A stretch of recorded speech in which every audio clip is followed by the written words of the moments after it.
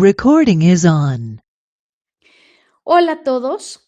Hemos estado platicando durante las últimas sesiones respecto a las características de la literatura científica. En el último video platicamos sobre algunos de los formatos en los que podemos encontrar tanto los documentos como los metadatos de los documentos.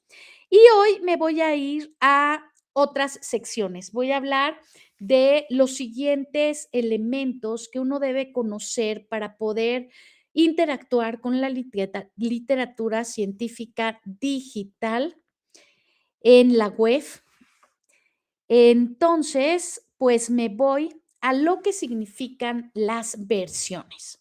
Resulta que los documentos científicos pueden estar disponibles en distintas versiones.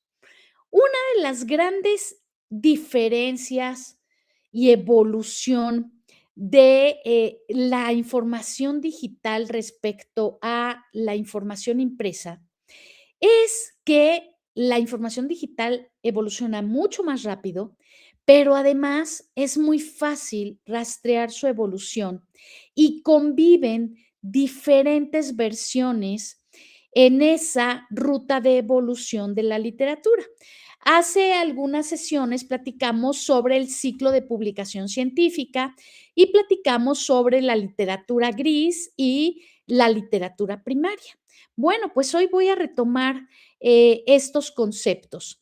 Es importante mencionar que cuando la literatura científica en nuestra época evoluciona, es posible rastrearla a través de su identificador único, generalmente utilizado en la literatura científica, que es el DOI.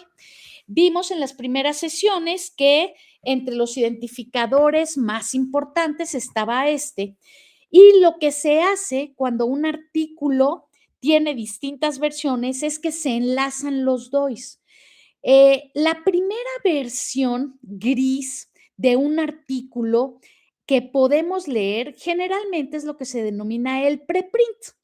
En esta línea del tiempo que va hacia la derecha, podemos ver algunos de los nombres de las diferentes versiones de un artículo, de un documento, cuando es literatura gris, desde el momento en el que se publica y después.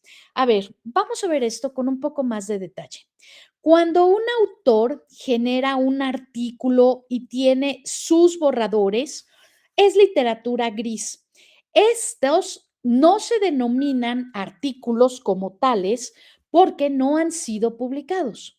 Un artículo tiene valor, es considerado un artículo como tal en el momento en el que se publica dentro de una revista revisada por pares.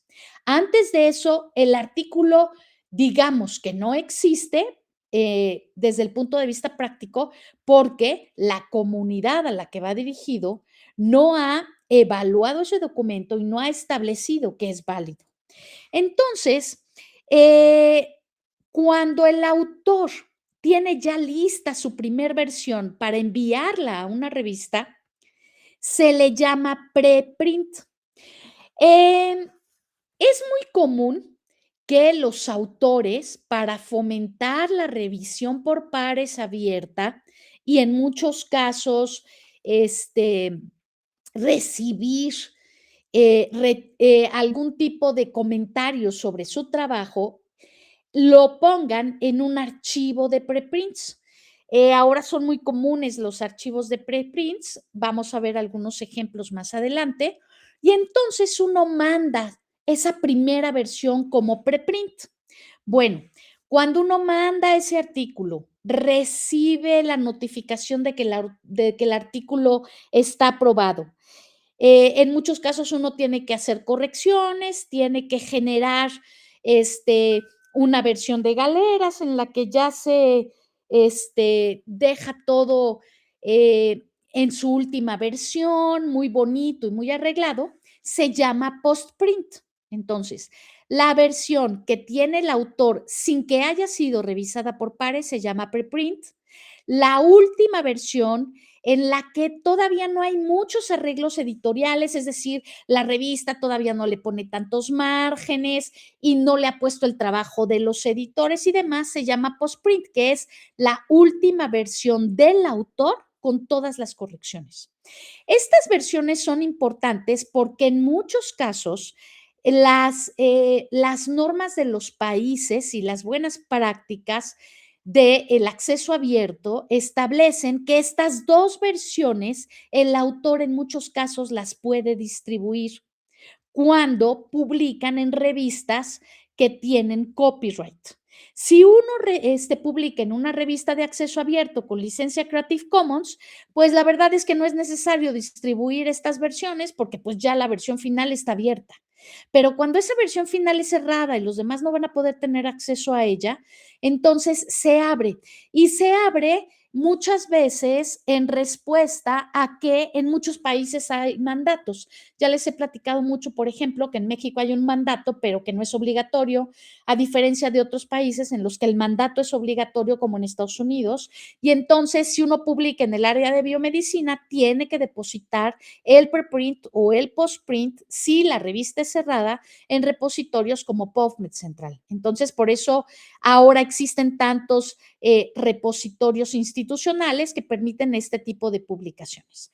Bueno, una vez que el documento ya se publicó, pueden existir versiones, primera versión, segunda versión, y bueno, si al artículo le va mal, también puede haber la versión retractada. Si siguió malas prácticas, el autor fue obligado a retractar su artículo, pues bueno, el artículo ya no vale y aparece con un mensaje de retractación. Eso lo vamos a ver en la presentación sobre buenas prácticas. Entonces, aquí, por ejemplo, les puse un artículo, el preprint en la base de datos de PubMed Central y el artículo ya publicado. Esto es interesante porque uno puede rastrear la historia de los artículos. Este fenómeno de los preprints fue muy común en la pandemia. ¿Por qué? Porque empezaron a aparecer tal cantidad de artículos sobre COVID que se llenaron los repositorios de preprints. El problema es que muchas personas no saben distinguir que un preprint no es válido. Entonces, aquí es importante definirlo y este es uno de los criterios para establecer la validez y la importancia de la publicación científica. Un postprint y un preprint no valen. Lo único que vale es el documento publicado. Bueno, aquí, por ejemplo, les puse casos en los que cuánto tiempo se tarda en generar un preprint y un postprint, que en el caso de la pandemia fue muy rápido. Entonces, aquí tenemos el artículo que fue depositado en un preprint el día 2 de abril, 68 días después apareció publicado en la revista, ¿no? Entonces, acá hay otro. Este pasó por muchísimas versiones y es muy bonito porque aquí se puede seguir toda la historia del artículo. Ahí se las dejo para que ustedes lo puedan ver después con detalle y puedan hacer el mismo ejercicio. Pueden generar su mapa de versiones de alguno de los artículos científicos de su interés. Hasta aquí esta presentación. Muchas gracias. Nos vemos en la siguiente.